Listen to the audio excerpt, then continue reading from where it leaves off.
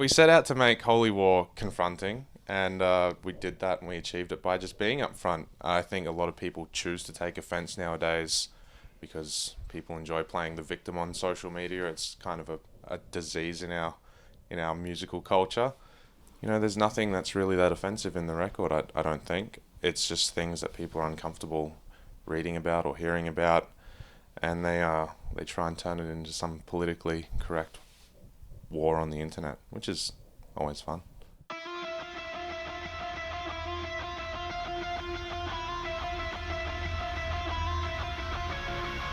No, I took the artwork to the record label, and we've got a great A&R guy at Nuclear Blast called Monty Connor, who's like a legend in metal, and he loved it. He loved everything that the record stood for lyrically, visually, like as a package thing, as a record. But you know, it's not up to the label; it's up to the retailers who want to stock it. So we kind of got a little bit vetoed there. So we decided to play it safe for the initial release, and then it's back to regular programming. Sometimes you just have to make a few small compromises. And I understand. I don't see it as corporate censorship. I just see it as corporate responsibility. You know, like if this thing's going to be in Target and Best Buy, and kids are going around, like maybe you don't want to have that there. So I get that they have a responsibility to their customers. If we were a small independent band trying to sell CDs online, then there's no way we would have changed the artwork.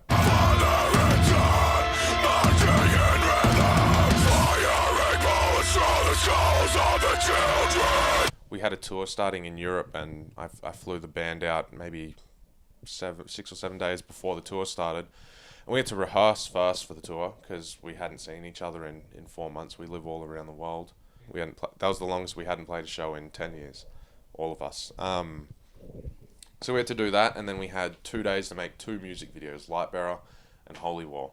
And they were on opposite sides of Germany, and we had to drive for 12 hours between the 2 locations. So you can imagine in 48 hours trying to make 2 music videos. So we just fit what we could in the budget, made a few compromises with the director when we arrived there, and we're like, oh look, we're running a little bit short on time. And that's what we ended up with. And I think it looks sick, so... The only concept for Lightbearer was fire.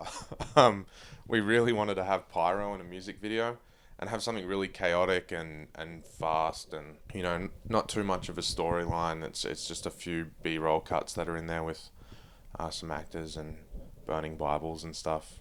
So we got to burn a Bible about 25 times. To contrast with that, we wanted to do like a really like smooth, slow, studio-looking thing for Holy War and have it look really like nice and expensive and movie quality. And then I talked to Carlo, our director, and a few of the other guys at Ambitious.films over in Germany who are great friends of ours. And we just thought of different Holy War things that have occurred throughout the times and tried to chuck them into the music video as best we could.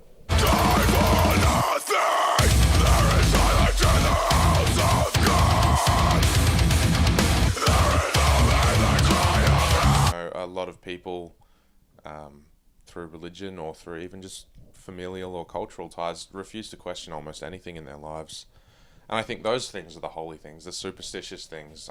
It's not necessarily just religion, but economic concepts, political concepts. You know, so many families only ever vote the way that their parents voted, and for no reason whatsoever. They don't even bother to educate themselves on political policy, on politicians themselves, or on economic impact in the country or surrounding countries. And that's absolutely retarded. It's the dumbest thing that anyone on this planet could do in this day and age. And to us, those things are also, you know, they're holy. They're sacred. They're those things that people say never ask in conversation. Don't talk about religion, don't talk about sports, don't talk about politics. It's like, why not? Like, those are the holy 3 things, the Trinity, and we want to talk about them.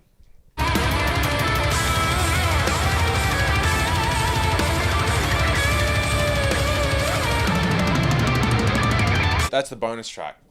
That's Vengeance, which I hated the song because it's kind of cheesy, but it was a B-side anyway, and Sean wanted to do like a throwback to early to mid 2000s like slam deathcore, and then CJ had some leftover lyrics and is passionate about, you know, children's rights and child abuse, so he wrote a song about killing pedophiles, which is pretty crazy. And then Fur and Claw is about animal rights as well, which is, I don't know if that's such a holy thing. I mean, too many people eat meat because they're used to eating meat 3 times a day, and that's a little bit too much in my opinion. And we're not vegan either, but we do believe in moderation, and we do believe in animal rights. You know, I was raised in a family where there's no vegetarians and there was no education on food or what we ate or what we put into our bodies. It's like, oh, there's all these vegan people and they're pissed off about something. Maybe I should take a look at my attitude and eating habits. And most people don't do that ever in their lives, which blows my mind. You know, that's what I wanted to do, was hopefully that kids would listen to the record enough and get the lyrics or watch the interviews and see what the record was about, and just maybe ask themselves even just one question about one of the songs and make a change about it.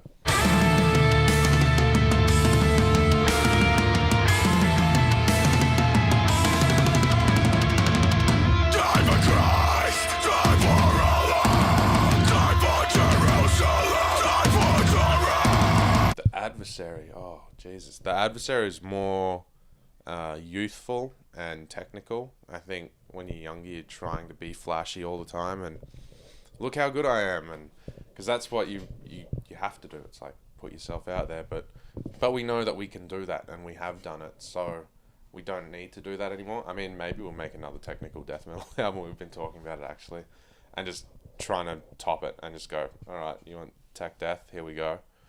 But we got bored of that, and it's like, how can we put the technique in there and make the songs emotional and impactful?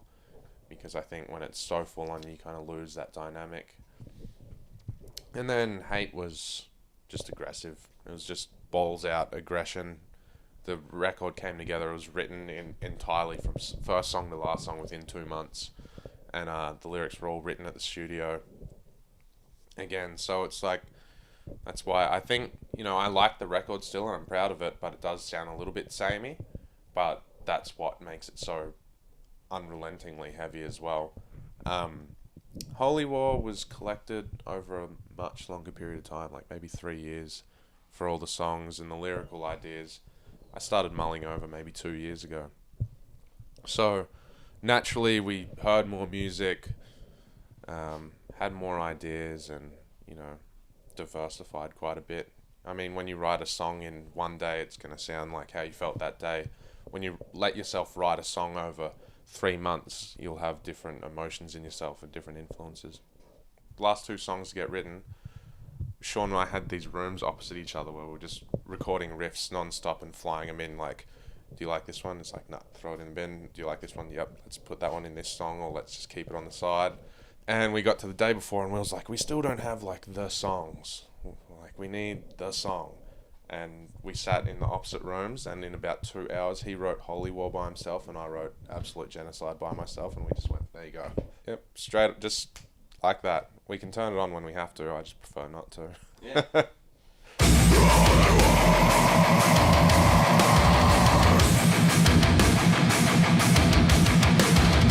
We're never satisfied, and we're never impressed with ourselves. I think a lot of, I don't want to pick on Americans, like a lot of American bands get very cocky in the whole media circus, and they're like, we're rock stars. We're not rock stars. You don't have to pay to meet us. So that kind of complacency and arrogance is never going to be a part of what we are as a band. Regardless of whether other people see us as the best, undoubtedly we will always work to be our best, and to us, like, that's enough.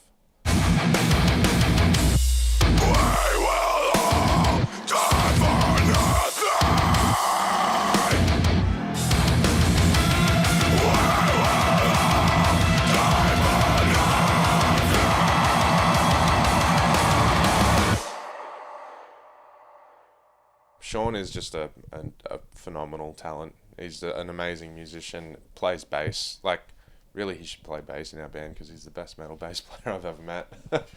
But I feel somehow, I don't know if he's even aware of it, like, that him being such a good bass player influences his guitar playing and his kind of mental process for how chords and stuff go, because he thinks like a bass player. He's like a riff master, so he'll give him a guitar, he'll give you a riff, is what I say. And he's a good drum. He's like a really good drummer too. I just play guitar.